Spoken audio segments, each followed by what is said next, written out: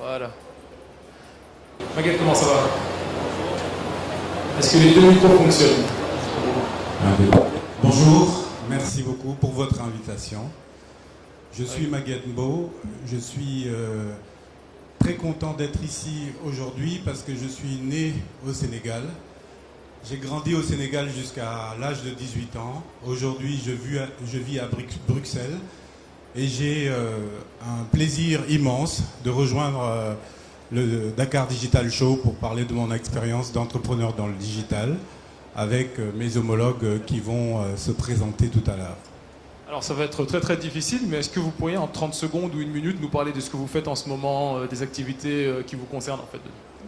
Alors actuellement j'ai 2 casquettes, je suis entrepreneur, j'ai créé 4 entreprises, dont l'une où je suis tout seul, actionnaire, et les autres où j'ai des partenaires qui sont européens et africains, dont nous aurons l'occasion de parler tout à l'heure. Et je suis aussi enseignant parce que je pense qu'à un certain moment, il faut transmettre sa culture entrepreneuriale avec tous les jeunes qui sont aujourd'hui dans le digital. On sait que le digital, c'est un secteur non seulement d'avenir, mais c'est un secteur où on peut réaliser des choses avec un coût marginal quasi zéro. Donc ça offre une opportunité à tous les jeunes de pouvoir réaliser leurs idées. Et quand vous êtes entrepreneur et que vous réussissez, à minima, vous créez votre propre emploi. Si vous réussissez au maximum, vous donnez de l'emploi aux autres. Voilà pourquoi je suis là aujourd'hui pour partager cette expérience avec vous. Fantastique, merci. Encore des applaudissements pour Maguette, s'il vous plaît. Et je vais demander maintenant à M. Moustapha Diop de Solid de nous rejoindre sur scène.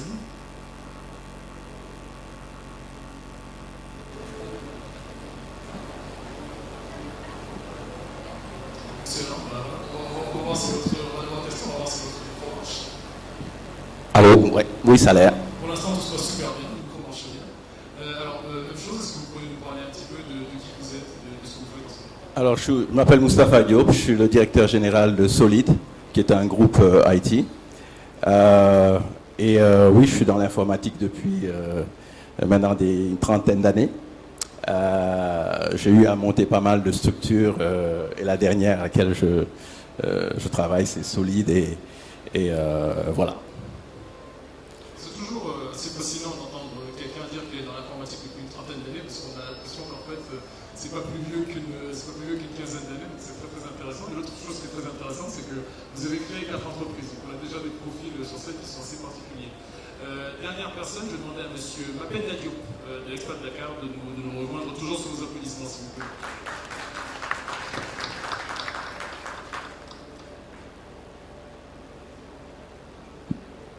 Bonjour. Même chose, alors parlez-nous un petit peu de qui vous êtes et de ce qu'est l'Expat Dakar.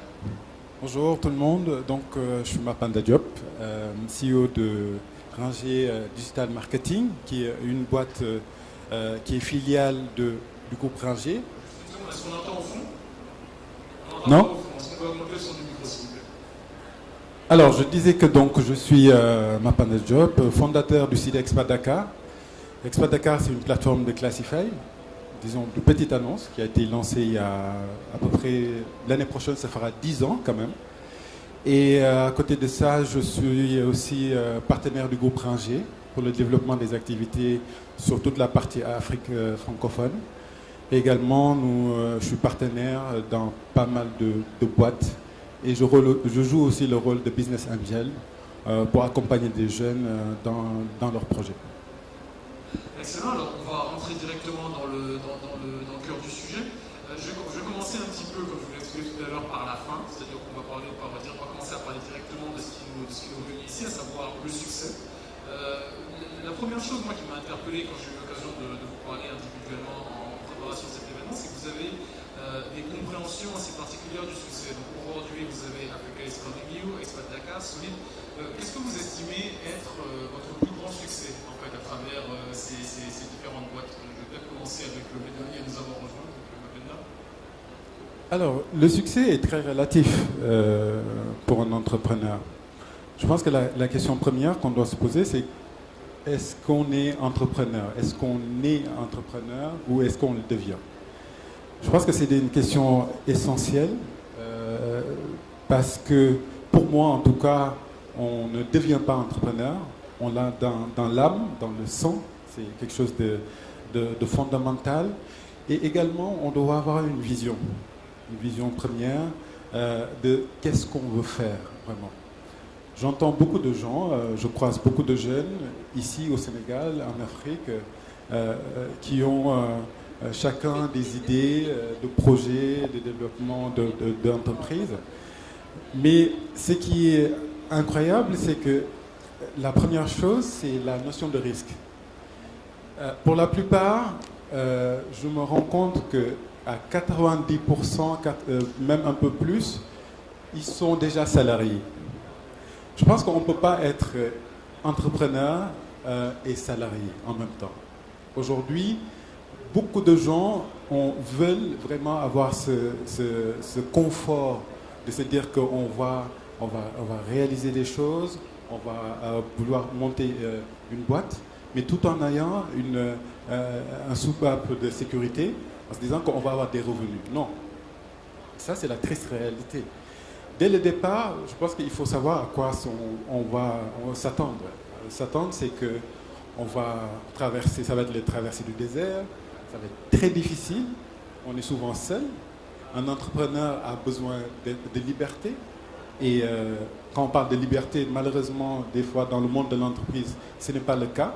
Donc, on ne peut pas concilier les deux, à la fois en étant dans le monde, faire le travail d'une boîte et s'être engagé contractuellement et vouloir aussi, à côté, développer une entreprise. Je pense que ça ne colle pas trop. Et cette notion de risque, c'est d'autant plus important que il faut aussi qu'on soit dans un environnement favorable.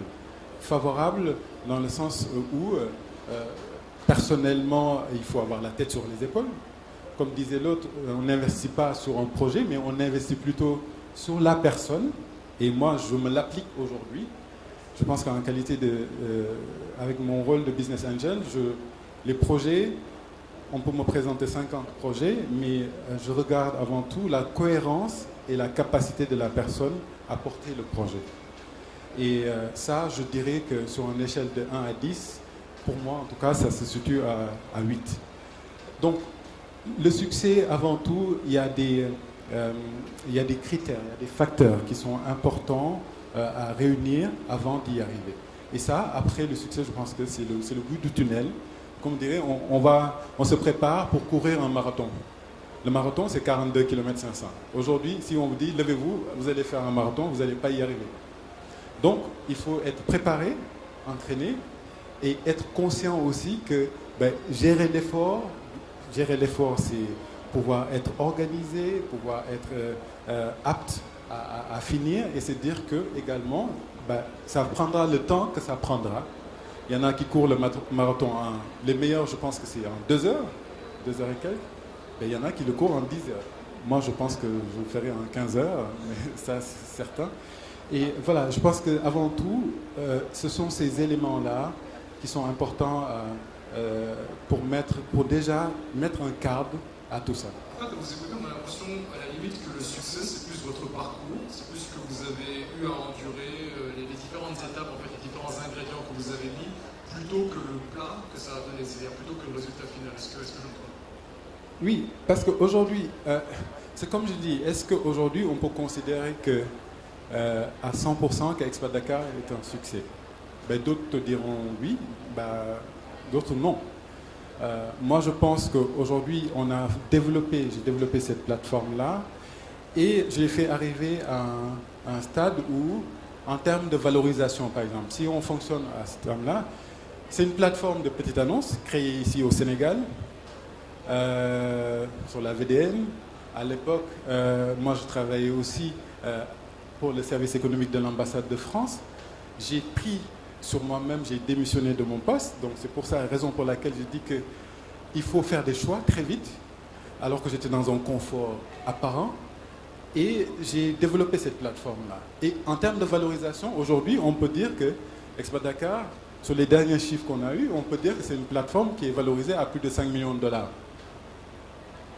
Oui, si on s'arrête à ça, on peut dire que c'est un dire que c'est un succès. Mais je pense qu'il y a une marge de manœuvre importante encore pour une plateforme comme celle-là. Et parce qu'il y a encore beaucoup de choses à faire. Je vois aussi en termes de la dimension humaine de l'entrepreneuriat. Je vois l'équipe d'Expat Dakar qui est assise ici. C'est-à-dire que c'est une équipe de jeunes. La moyenne d'âge de la boîte, c'est à peu près, je pense que c'est moins de 30 ans, si je me trompe. Et de plus en plus, on a des ressources de qualité aujourd'hui qui viennent soutenir l'activité et qui vont encore plus le faire avancer. Oui, si je regarde ça, je peux me dire que oui, la plateforme, c'est une plateforme à succès. Monsieur Diop, l'autre Monsieur Diop, Monsieur Moustapha Diop, donc, ouais. Comment est-ce que vous voyez le succès aujourd'hui justement après 30 ans, le nombre de 30 ans dans l'informatique, ce qui est remarquablement long, surtout dans un domaine pour lequel la plupart d'entre nous est extrêmement jeune. Aujourd'hui, quelle vision vous en avez? Comment est-ce qu'elle a évolué au fil des années? Pour moi, en fait, j'en ai une toute autre vision.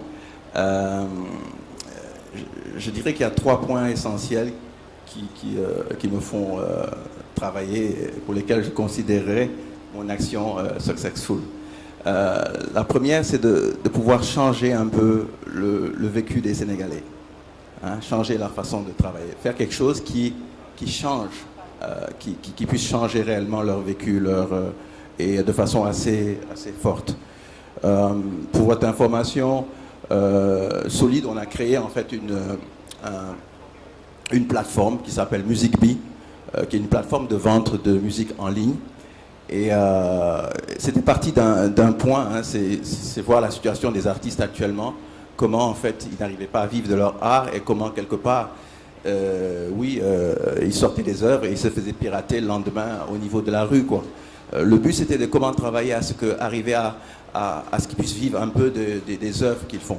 Donc l'idée c'était fondamentalement ça, c'était pas d'abord faire de l'argent, c'était d'abord de comment arriver à aider le secteur justement ces musiciens à pouvoir justement vivre de leur art, vendre leurs produits et avoir quelque chose qui puisse Donc ça c'est un point, c'est un exemple, cette plateforme. Il y a d'autres solutions que nous développons toujours dans ce sens-là. Comment impacter réellement de façon profonde le vécu des Sénégalais. Le deuxième point sur lequel en fait c'est un peu lié, un deuxième point qui pour moi est un point essentiel dans la mesure du succès que je pourrais faire, c'est le nombre d'emplois. Comment on peut générer des emplois qui permettent aux gens de faire vivre des familles, etc. C'est quelque chose qui est important pour nous. Développer en fait l'entreprise, arriver à ce que le maximum de Sénégalais puissent vivre autour de l'entreprise. C'est pour ça que, par exemple, nous avons des filiales, hein, que nous avons créé des filiales, nous avons créé des employeurs, et que ce soit au Sénégal ou ailleurs en Afrique. C'est un point important pour nous. C'est un point important pour nous. Un troisième point, qui pour moi est un élément de mesure effective du succès qu'on aurait, ce serait en fait ce gap qui existe entre l'Europe, les États-Unis et nos pays en termes de technologie. C'est quelque chose, pour moi, ça a été dès le début de ma carrière, quelque chose de fondamental. C'est pour ça que j'ai créé le premier centre de formation et de certification Microsoft dans les années 80, c'était en 97 je pense, où il y avait des centres prométriques et des centres vus qui permettent effectivement de certifier les étudiants, les professionnels. Le but du jeu étant d'amener une plateforme qui permettrait à un Sénégalais d'avoir les mêmes compétences, parce que les certifications, c'est les mêmes certifications qui sont passées au Japon, au Sénégal ou ailleurs, que ce gap technologie soit vraiment diminué. Et cela d'autant plus qu'aujourd'hui, toutes les conditions, je veux dire, quand j'étudie, il n'y avait pas Internet, mais toutes les conditions sont réunies pour avoir de l'information forte au même moment que n'importe qui dans le monde. Et je pense qu'on est dans une période où justement ce gap, on doit vite le combler, arriver à avoir au niveau de notre continent des personnes aussi certifiées, aussi compétentes qu'il y en a ailleurs. Et donc c'est créer les conditions de cela. C'est pour ça que, par exemple, à Solide, il y a une obligation de certification de tous les employés. Chaque an, ils ont des certifications à faire, etc.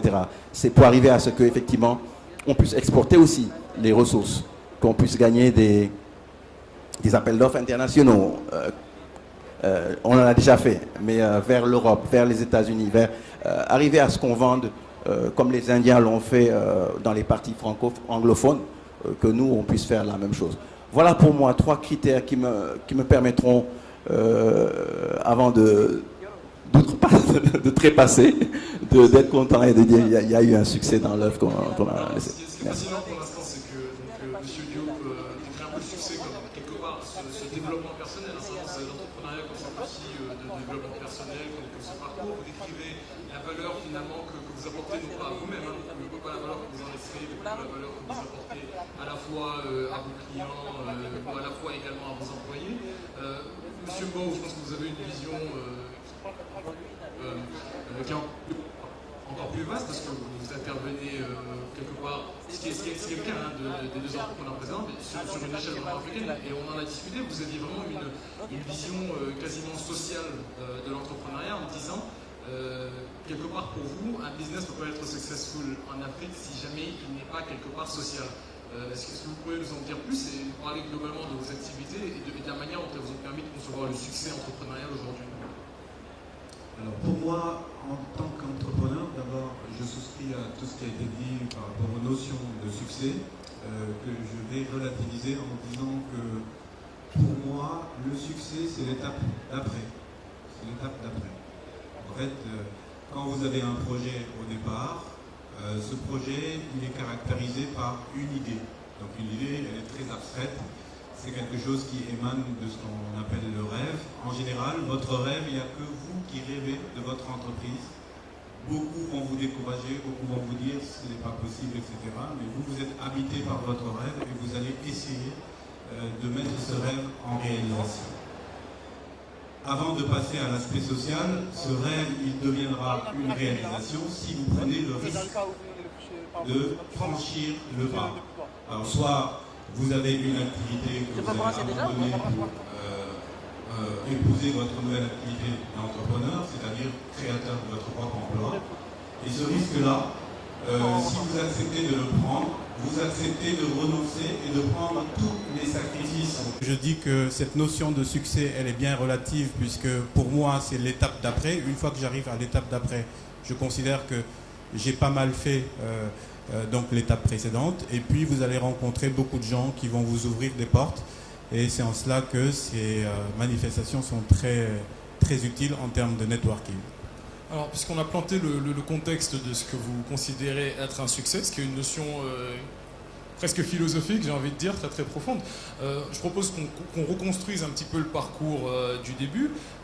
Vous avez plusieurs fois mentionné donc, le confort apparent, hein, le fait que vous avez mentionné le fait qu'on avait un rêve et que donc on fait un sacrifice en fait dès le départ par rapport à ce rêve-là. Racontez-nous quel a été ce moment où vous avez décidé de devenir entrepreneur. Vous avez tous quitté et vous pourrez en parler des situations extrêmement confortables effectivement. À quel moment est-ce que vous décidez que vous allez quitter ce confort pour devenir entrepreneur et pourquoi ? Alors, moi j'ai eu un parcours, j'ai 20 ans d'expérience dans le digital et ensuite j'ai travaillé en évolution de carrière dans quelques sociétés qui sont basées en Europe. À un moment, je suis arrivé au niveau où je pouvais me dire que je plafonne. J'étais le directeur du digital d'un grand groupe de presse. Et après cette fonction, je me suis dit, mais quelles sont les évolutions qui vont m'être proposées? Et ces évolutions n'arrivaient pas. Donc ça, c'est le premier point. C'est qu'à un moment donné, vous stagnez dans votre carrière professionnelle et vous vous dites, j'ai 2 choix possibles. Soit je reste dans ce confort, cette sécurité et je continue d'exercer ma carrière et de refaire des tours de piste régulièrement dans la même société ou dans une société concurrente. Et à ce moment-là, vous commencez à réfléchir en vous disant, mais pourquoi je ne créerai pas ma propre entreprise et pourquoi je ne serai pas mon propre patron?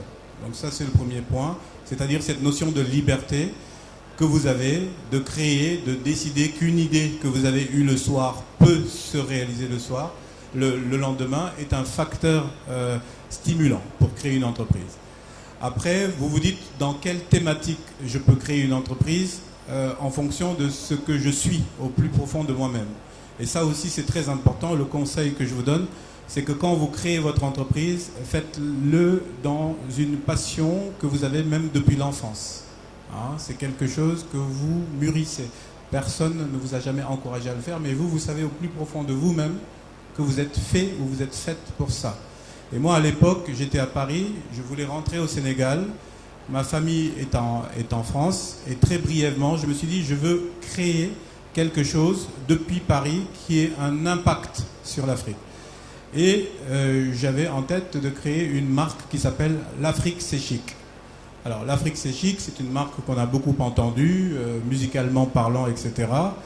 Mais ce que je voulais, c'est créer un message à destination de la diaspora africaine qui vit en Europe, mais aussi un message à destination de la matrice africaine d'où on est tous issus. Et ce message, j'avais besoin d'un messager pour le porter, et d'un messager simple, parce que je n'avais pas beaucoup de revenus. J'avais tout mis dans l'investissement de la structure, et je me suis dit, je vais créer un t-shirt avec mon logo. Et ce t-shirt-là, je vais commencer à le diffuser par des actions de street marketing, avec des shootings dans les rues, avec des défilés dans les rues, avec des selfies, etc. Et j'ai eu la chance, quand je vous parlais de rencontres, de rencontrer Absatossi, qui est une animatrice dans une chaîne de Canal+, et qui m'a dit, Maguette, envoie-moi le t-shirt, je vais le porter sur la chaîne de Canal+. Elle l'a porté, et ça a commencé à faire un buzz sur les réseaux sociaux. Donc cette rencontre-là, elle a été clé dans ce que je voulais faire. Et pour finir, le messager du t-shirt était devenu trop petit pour véhiculer cette marque, l'Afrique c'est chic. Rappelons-le, en 1950, il y avait le mouvement Black is Beautiful des années aux États-Unis, et qui était dans l'objectif de restructurer la structure mentale de la pensée noire. Et l'Afrique c'est chic était le pendant francophone 50 ans après. Et donc, c'est pas parce que je suis bien habillé que je suis chic, c'est parce que je fais des choses. Je suis dans l'action que je suis chic. Et j'organisais des événements à Paris où on mettait en avant des entrepreneurs comme modèles qui avaient un certain parcours. Et sous la forme d'un talk, ces entrepreneurs transmettaient leur passion entrepreneuriale dans des beaux quartiers à Paris, parce que l'idée c'était aussi que les événements africains ne se passent pas seulement en banlieue parisienne. Donc on a pris le 7e étage des Galeries Lafayette, on a fait une soirée afropéenne avec une thématique où tout le monde était accessoirisé en wax pour montrer au toit de Paris que l'Afrique était vraiment chic, parce qu'il y a des confectionneurs qui sont vraiment chics. On a fait des talks à Saint-Germain-des-Prés, qui est le quartier où en 1956 il y avait les jazzman américains et africains qui étaient... voilà. Donc ce qu'on essaie de faire en réalité, c'est d'essayer de créer de la valeur à travers des marques messagères. Et ces marques messagères vont porter un peu cette Afrique nouvelle que nous représentons tous ici autour de cette assemblée. Cette Afrique qui est jeune, qui est sûre d'elle, qui crée et qui exige au monde qu'elle soit respectée un peu partout, parce qu'elle a une histoire plurimillénaire, elle a une culture forte, et c'est ce que j'essaie de faire en tout cas avec cette marque l'Afrique c'est chic, qui est basée à Paris mais qui s'implante à Dakar dans les mois qui viennent. Monsieur Mapenda Diop, à quel moment, vous avez mentionné que vous étiez conseiller économique, si je ne me trompe pas, c'est ça, à l'ambassade de France, donc plutôt à l'aise, vous auriez pu continuer à faire ça pendant de longues années. Vous avez créé le premier blog Expat Dakar, je crois, date de 2008, c'est bien ça. À quel moment est-ce que vous décidez de quitter l'ambassade de France pour vous consacrer à Expat Dakar, et pourquoi? Alors, moi je pense que dans mon cas, pour bon nombre de jeunes Sénégalais, on a eu la chance d'aller faire nos études en France. Donc, mais moi très tôt, c'était clair qu'il fallait que je rentre au Sénégal.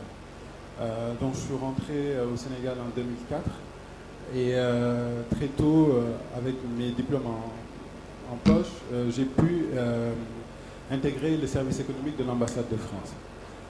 Alors, je suis resté 6 ans, donc de 2004 à 2010. Et donc, d'où le nom d'ailleurs Expat Dakar. Parce qu'Expat, aujourd'hui, beaucoup de gens se posent la question, mais pourquoi le nom Expat Dakar? Et qui ne colle pas vraiment à l'activité de Classify. Alors, donc, j'ai évolué dans cette ambassade-là et de façon très... c'était très enrichissant parce que je vivais dans mon pays, mais je défendais des intérêts français. Au sein de mon pays, c'était assez particulier, mais c'était une expérience assez riche. Et j'étais confronté au quotidien je me rendais compte que mes collègues expatriés avaient des problématiques. La problématique simple, c'est-à-dire que de vendre ou bien de trouver des affaires basiques quand ils arrivent au Sénégal ou quand ils partent. Alors, à l'époque également, il y avait, je me rappelle, le déclic, c'était vraiment, je faisais mes courses, c'était pas le casino, à l'époque c'était, je sais plus, le supermarché, le Score, oui, le Score Serrao, et je voyais ce tableau-là en face de moi où il y avait pas mal de poursuites et c'était le bordel, et on voyait des post-it qui se superposaient, et je me dis, bah voilà, peut-être que ça, donc il y a un besoin réel. C'est-à-dire que les gens qui viennent, qui se déplacent dans ce supermarché pour poser ces post-it-là, il faut peut-être leur simplifier la vie. Et ça collait aussi également à l'approche, à la problématique des expats. Alors, l'été 2008 aussi était assez enrichissant parce que je me suis mis à lire énormément sur Internet ce qui se passait un peu ailleurs et je me suis aventuré. Parce que aussi l'expertise, je n'avais pas l'expertise. Je ne suis pas un informaticien de base, de formation. Et je me suis amusé, je me suis amusé à faire un blog. Et le blog consistait simplement à dire à mes collègues, envoyez-moi vos annonces, vous vendez votre voiture ou bien vous vendez votre canapé, envoyez-le-moi le soir en rentrant chez moi, je le mettrai sur le blog. Alors, de bouche à oreille, ça a fonctionné. Ça a fonctionné, les collègues expats de l'ambassade se sont appropriés la plateforme. Mais par contre, à côté de ça, moi, ça me faisait de longues nuits blanches parce que le soir, il me revenait de mettre en ligne toutes ces annonces-là de façon très rudimentaire parce que j'ouvrais les mails et je postais ces annonces-là seulement dans un blog. Donc il n'y avait pas un système, c'était pas évolué, c'était assez basique. Alors, de fil en aiguille, la charge de travail montant, je me suis dit, c'est pas tenable. C'est pas tenable parce que ça revient à ce que je disais tout à l'heure, il faut faire un choix rapidement. Et très vite, j'ai fait le choix. Donc je me suis dit, il faut que je m'occupe à 100% de cette plateforme et parce que je sens qu'il y a un besoin qui est là. Donc, l'été 2010, donc je quitte l'ambassade de France et je m'occupe à 100% d'Expat Dakar et je crée une agence digitale, Edcom, et je commençais à développer cette activité-là en étant seul. Et j'étais conscient également que je ne pouvais pas tirer un revenu immédiat de cette plateforme. Parce que la question de la monétisation, comment gagner de l'argent sur une plateforme de petite annonce au Sénégal, c'était gigantesque. Je me dis, mais limite, c'était à quoi je joue. Comment je peux me mettre dans un business comme ça, assez compliqué. Mais l'avantage, c'était que j'étais seul. J'étais pratiquement le premier à le faire. Et c'était assez innovant. Et je regardais un peu. Il ne s'agissait pas aussi pour moi de créer la roue, mais simplement de voir aussi ce qui se faisait un peu partout dans le monde, mais de l'adapter dans un contexte, le contexte africain, le contexte du Sénégal. Et donc le site évolue, le trafic monte de façon vertigineuse et les expats de façon globale, que ce soit les organisations internationales, les ambassades, s'approprient le site. Donc le public, les locaux également commencent à découvrir le site et de fil en aiguille, la plateforme s'ouvre aux locaux.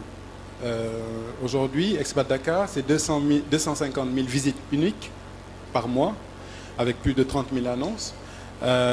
Et à l'époque, je me rappelle, quand j'ai atteint les 1000 visites jour, pour moi, c'était extraordinaire.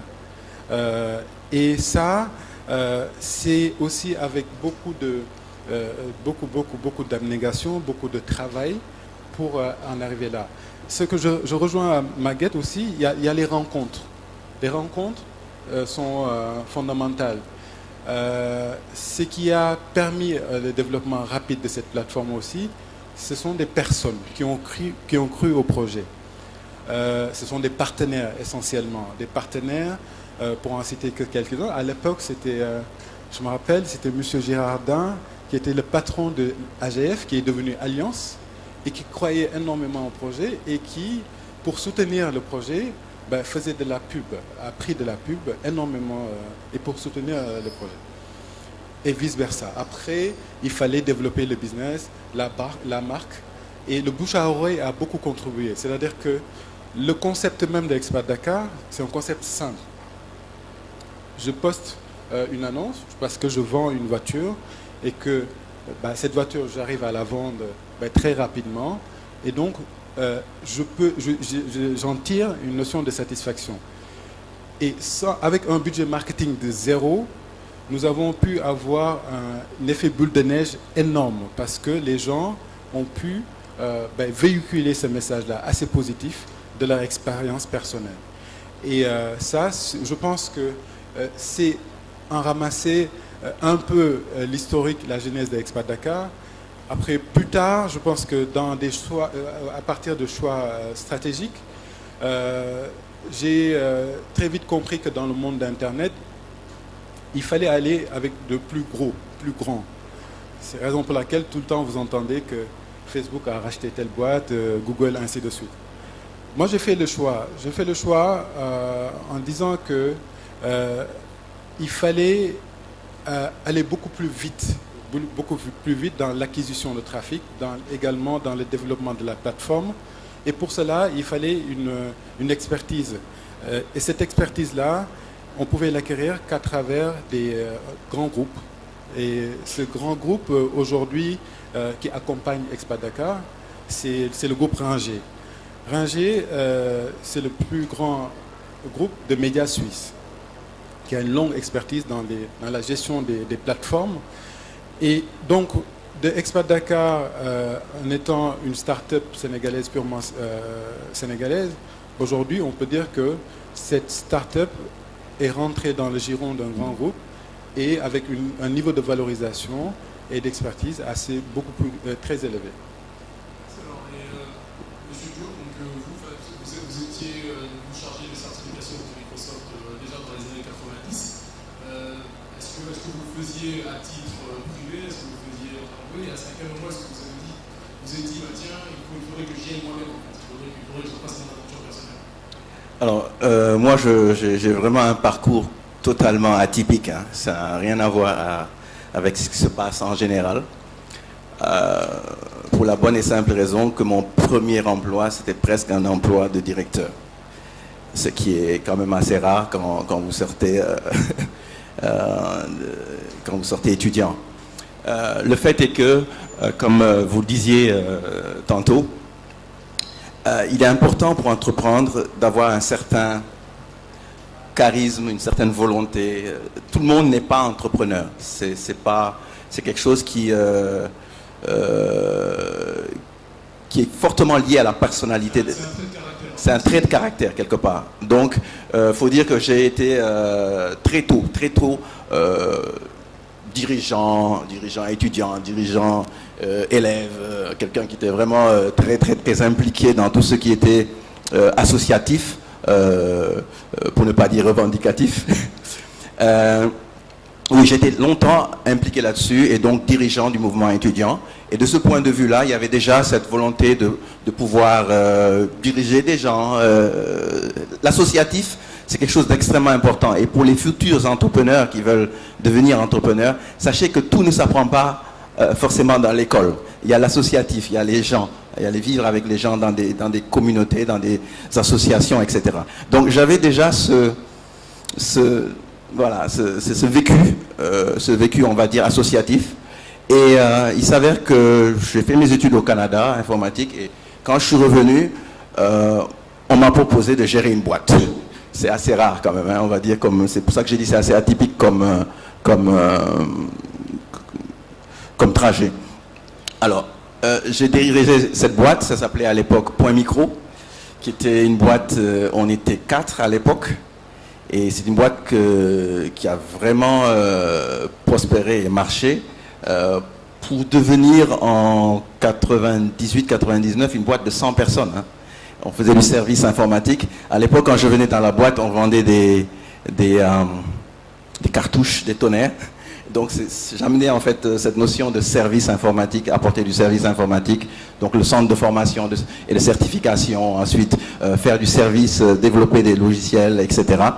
Et j'ai d'ailleurs c'est une anecdote pour dire comment il est important effectivement de monter les compétences et que en Afrique on a des ressources et vraiment des ingénieurs de valeur. À l'époque, Point Micro, nous avions gagné un gros appel d'offres de connectivité de la bourse londonienne. On a eu 4 ingénieurs pendant 2 ans. C'était vraiment quelque chose dont on était vachement fiers à l'époque. Et donc cette boîte, on a dû la vendre. Malheureusement. Elle marchait bien, mais on nous devait de l'argent. On nous devait beaucoup d'argent. Et donc on n'avait pas de choix que de vendre. On a vendu d'ailleurs cette boîte Point Micro à la structure que vous devez connaître, qui est connue maintenant, c'est FAO Technologies, qui a démarré en fait ses activités avec cette boîte-là. Et donc une fois qu'on a vendu à CFAO, j'avais l'obligation de rester 2 ans, c'était contractuel, pour faire monter CFAO Technologies. Et donc après ces 2 ans, je n'avais plus d'attache avec CFAO Technologies.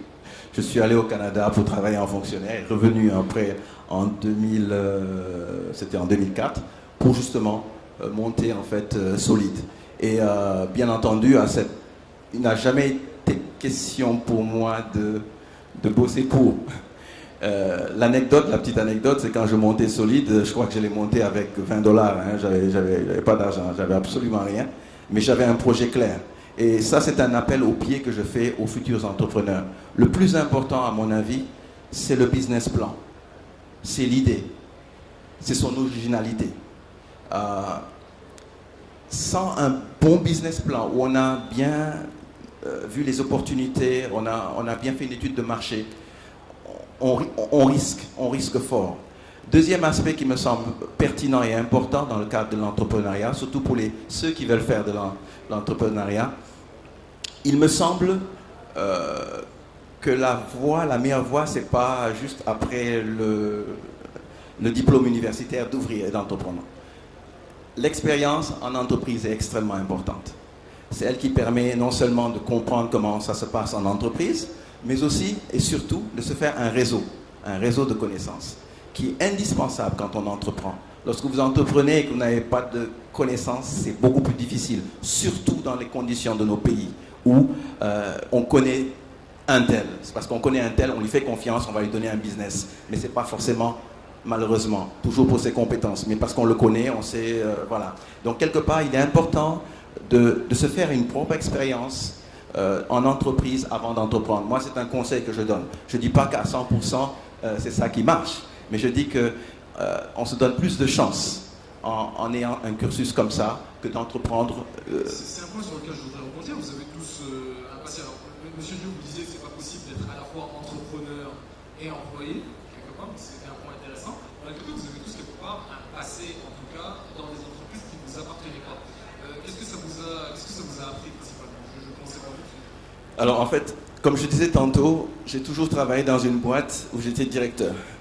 Et quand j'ai commencé dans l'entreprise, ça n'a pas duré longtemps pour qu'on me donne des parts. On me donne des parts. Parce qu'on voulait que je reste dans la boîte. Donc j'étais quelque part propriétaire un peu de la boîte. Mais à mon avis, effectivement, je pense que l'idée forte qui était émise tout à l'heure, c'est l'idée qu'il faut prendre un risque. Je pense que c'est ça l'idée forte. Mais dire qu'on ne peut pas être salarié et en même temps entrepreneur, on peut avoir sa boîte et être le DG, être, ne serait-ce de ce point de vue, un salarié. Mais bon, je pense que le point important, c'est le risque. On Oui. peut être entrepreneur en fait sans être nécessairement l'actionnaire majoritaire quelque part. C'est ce que vous dites, vous étiez vous en tout cas entrepreneur avant même qu'on vous donne quelque part les clés d'une entreprise. Tout à fait, tout à fait. Je pense que vraiment l'entrepreneuriat, c'est comme il le disait tantôt, un risque. Et ça, je pense que c'est quelque chose d'extrêmement important. Quand vous dites que vous entrepreniez, vous avez décidé de mettre en jeu votre carrière, mettre en jeu votre sécurité économique, financière. C'est vraiment ça. Vous mettez en jeu cela parce que il est facile de mettre en place une entreprise, mais entreprendre de façon pérenne, ça demande beaucoup de sacrifices, parce que vous allez ne plus voir la famille, en tout cas moins la voir, moins dormir, comme vous disiez tantôt. Oui, il y a beaucoup de sacrifices qui sont derrière. On peut travailler sans entreprendre, ok? Mais quand on a décidé d'entreprendre, sachez que quelque part, il y a beaucoup de risques et de challenges et de hauts et des bas. La vie n'est pas toujours rose et il y a des difficultés qu'il faut... Alors, pour moi, il y a un point important dans le cadre de l'entrepreneuriat, c'est l'homme, avec un grand H. Hein, j'ai rien contre la femme, mais ce que je veux dire, c'est le plus important, c'est l'homme. Les collaborateurs que vous avez, la façon dont vous allez partager, la façon dont vous allez diriger, vous allez gérer ensemble de façon collégiale. Pour moi, c'est fondamental pour la pérennité en fait de la structure. Monsieur Beau, je reviens vers vous. Vous avez un parcours, comme vous le dites, qui n'est pas nécessairement un parcours linéaire. Vous avez bien connu le monde salarié, vous avez bien connu également le monde entrepreneurial. Comment est-ce que vous voyez un petit peu votre parcours à travers ces deux sphères qui sont à la fois extrêmement différentes et quelque part finalement peut-être extrêmement liées? En début de carrière, j'ai navigué entre le monde de l'entreprise en tant que salarié et le monde de l'entreprise en tant qu'entrepreneur. Alors, ma première société a été développée pendant 3 ans avec des amis et cette société n'a pas pu être continuée et ça a donné lieu à une liquidation judiciaire. Alors, pour l'époque, ce qui avait été considéré comme un échec nous a énormément fortifiés. Je souscris à ce qui a été dit, c'est que quand vous prenez un risque en entreprenant, vous prenez le risque de réussir, entre guillemets, mais aussi il faut penser que votre entreprise, elle peut rencontrer des contraintes externes, notamment un fournisseur, un gros fournisseur qui ne vous paye pas et qui dépose la clé et qui vous entraîne dans sa faillite. Donc toutes ces notions-là, vous le subissez de plein fouet quand vous êtes à votre compte.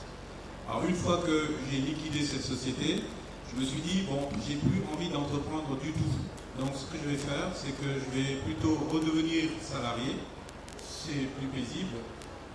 Mais en redevenant salarié, je me suis rendu compte qu'au bout d'1 an, en tant que salarié, je pilotais mon département comme une entreprise.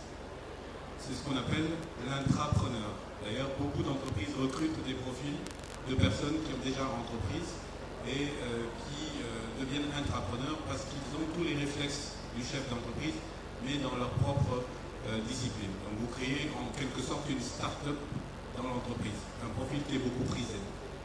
Au bout de 4 ans, je me suis dit finalement, j'ai bien cicatrisé, entre guillemets, mes... Celles, il faut les assumer. Et à partir de là, je pense qu'aussi, on se dit que c'est pas facile et que ces moments d'errement ou des moments de doute, on en a très souvent même, mais à chaque fois aussi, je pense qu'on fait, ça nous permet, ça nous grandit et ça nous donne encore une fois l'énergie pour avancer. Et moi, me concernant, je pense qu'on a parlé de plusieurs choses, c'est la dimension humaine, c'est-à-dire que je pense que quand on est entrepreneur, il y a des éléments fondamentaux, c'est-à-dire que la capacité organisationnelle. Je pense qu'il faut être organisé. Quand on n'est pas organisé, je pense qu'on rate beaucoup de choses. Parce qu'on se démultiplie, on est un homme à tout faire, Et il faut être très, très, très méthodique et très organisé. Et ça, c'est un élément fondamental. Je dirais même encore plus majeur que le financement. Le financement qu'on peut attendre d'un fonds d'investissement ou, je ne sais pas, de la banque. Souvent, en Afrique, on entend des jeunes porteurs de projets, oui, mais on n'a pas de financement. Les financements, oui, est-ce que ça existe? Exactement, la bonne question. Mais financement, pourquoi? Pour financer quoi? Aujourd'hui, je pense qu'on met la charrue avant les bœufs. C'est-à-dire qu'il y a pas mal de solutions proposées par les fintechs. Il y a des fonds d'investissement qui sont présents. D'entrée, les startups sont amenés à faire des levées de fonds. Moi, je pense que c'est une grosse erreur. C'est une grosse erreur parce que quand on est porteur de projet, on doit se focaliser sur son projet à 100%. Dès qu'on commence à avoir des relations avec des financiers, et là, parce que ce n'est pas des philanthropes, hein, ils ne vous donnent pas de l'argent pour vos beaux yeux. Non, pas du tout. Parce que vous devez rendre compte. Et donc, c'est du temps perdu. Vous allez perdre du temps à vous justifier parce que vos chiffres ne sont pas bons. On vous regarde de très près vos KPI, ainsi de suite. Et vous perdez cette liberté-là. Un entrepreneur, c'est un homme libre qui se lève, qui a la niaque, qui dort pas la nuit, qui réfléchit pendant que les autres dorment. Et c'est ça l'essence même, je pense, d'un entrepreneur. Et ce cadre de liberté est fondamental. Et à partir de ça, tout peut naître dans ce cadre-là. Vous mentionnez un petit peu le sujet qui fâche, hein, c'est le sujet de l'argent. Et ce qui est particulier, c'est qu'on est dans le cadre du Orange Digital Show et on parle beaucoup, en fait, finalement, des opportunités. Et je me souviens qu'hier, dans la cérémonie d'ouverture, le keynote était justement sur les opportunités offertes par le digital. Il y a cette image qu'on connaît tous du développeur qui code dans sa chambre, dans son garage, qui n'a pas besoin d'aller voir une banque avant de sortir un produit. À quel point est-ce que vous estimez qu'aujourd'hui, je vais commencer avec M. Paul par rapport à ça, est-ce que vous estimez qu'aujourd'hui, je pense que c'est revenu, à travers le digital, on peut finalement transgresser toutes les structures ancestrales de l'entrepreneuriat, qu'on peut finalement justement trouver une forme de liberté qui en théorie, en fait, n'existe pas quand on n'a pas d'argent a priori. À quel point est-ce que vous pensez qu'on peut aujourd'hui se permettre de ne pas aller voir de banque, de ne pas aller voir d'investisseurs, de ne pas aller voir de financiers? Est-ce que c'est un conseil aujourd'hui que vous donneriez justement aux jeunes entrepreneurs qui ont forcément souvent eu des parcours différents de vôtres? Alors, moi, me concernant, je pense que quand j'ai pris la décision d'entreprendre, j'ai pas fait appel à une banque jusqu'à présent. C'était fondamental dans le sens où je pense que j'avais autre chose à faire que de me préoccuper, parce que j'étais suffisamment préoccupé que de me préoccuper encore davantage, de dire que j'ai un genre d'épée de Damoclès sur la tête parce que j'ai un financement d'une banque ou d'un fonds. C'était un choix personnel. Et donc, j'étais focus à 100% sur le business. Et la notion de l'argent dans l'entrepreneuriat, je pense que ce qui est important aujourd'hui, c'est, comme disait Moustapha, c'est un business plan, c'est le porteur de projet, sa capacité à pouvoir aller jusqu'au bout. Et parce que tout ce qui est investissement, ça peut accélérer les choses. Mais je pense qu'il y a une période de confirmation. Le projet qui est important. Cette période de confirmation, il faut que le porteur de projet puisse sortir la tête de l'eau et prouver que son projet va tenir. Et à partir de là, c'est-à-dire qu'on peut faire le choix de se dire qu'on va faire entrer tel ou tel investisseur dans le capital. Mais pour moi, l'argent, dès le départ, dans l'entrepreneuriat, et surtout dans le secteur du digital, c'est comme vous disiez, on n'a pas besoin des centaines et des mille pour créer une boîte qui fonctionne dans le digital. Il ne s'agit pas de monter une unité industrielle qui demande d'entrée un ticket d'entrée assez élevé. Non, on parle de services et on sait que dans le service, les tickets d'entrée pour faire développer un business n'est pas très élevé que dans d'autres secteurs. Je vais prendre vos avis sur la même question.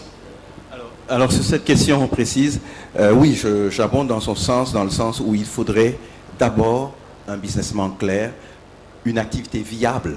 Parce que se faire financer une activité dès le début et qu'elle ne soit pas viable, ça ne tient pas.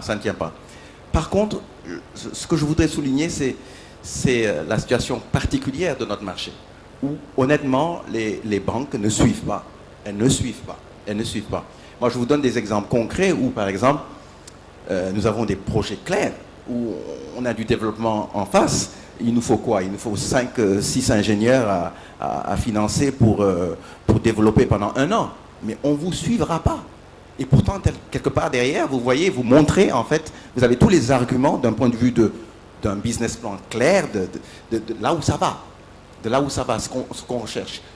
Il y a une frilosité, il y a un manque de connaissance du digital au niveau de nos financiers qui ne savent pas, donc il y a un problème à ce niveau-là. Il y a un problème à ce niveau. Parce que c'est vrai qu'il nous faut un business plan clair, des porteurs de projets clairs pour pouvoir financer, mais tant bien même ils existent dans le cadre de notre environnement, vous ne vous faites pas financer. Parce que les banques ne sont pas forcément à ce niveau, ils n'ont pas l'expertise, les experts qu'il faut pour pouvoir justement valider la viabilité d'un projet. Et sur ce plan-là, je pense qu'il y a des appels du pied. Moi, dans mon cas précis, Solid est un groupe avec des filiales. On a des filiales au Gabon, en Côte d'Ivoire. Il n'y a jamais eu l'accompagnement d'une banque. Imaginez, c'est par fonds propres. D'autres acteurs financiers. Comment? Est-ce que vous avez eu cependant l'accompagnement d'autres acteurs financiers? Non. C'est notre activité qui finance notre développement. Ce qui fait qu'un développement qui est ralenti, qui est forcément ralenti. Autre chose qui est vraiment réelle dans la situation actuelle, par exemple, de mon business, où nous sommes en train de switcher de B2B, d'activité B2B to B2C. L'activité B2B est en train de baisser, cloud oblige. Nous sommes en train de basculer sur du B2C en la finançant par une activité B2B qui baisse. Parce que derrière, vous n'avez aucune banque qui est capable de comprendre et de financer dans ce sens-là. Donc voilà, moi je dis qu'il y a quand même un souci. Je suis d'accord, pour un entrepreneur qui démarre, il faut qu'il fasse ses preuves, que son produit fasse ses preuves. Il faut qu'il fasse un bon business plan, qu'il soit accompagné avec un bon business plan viable et qu'on l'accompagne au fur et à mesure, qu'on le nourrisse pas, qu'on lui donne pas le biberon. Mais quelque part, quand le business plan est clair, c'est aux banques de prendre le risque au même titre que les entrepreneurs et de voir si c'est viable, si ça mérite d'être appuyé ou pas. Chez vous, qu'est-ce que vous en pensez? Vous avez vous-même un parcours, encore une fois, assez particulier de ce point de vue-là. Beaucoup d'entrepreneurs n'ont pas forcément eu la chance d'avoir les mêmes parcours, d'avoir quelque part les mêmes ressources à leur début, que leur permettre de vivre, etc. Qu'est-ce que vous pensez en fait de la situation d'entrepreneuriat justement dans un pays comme le Sénégal? Est-ce que le digital peut changer la donne? Effectivement, le digital peut changer la donne parce que, comme le disait Moustapha et Mabada, le financement, on vous le donnera que quand vous êtes capable de tenir sans financement.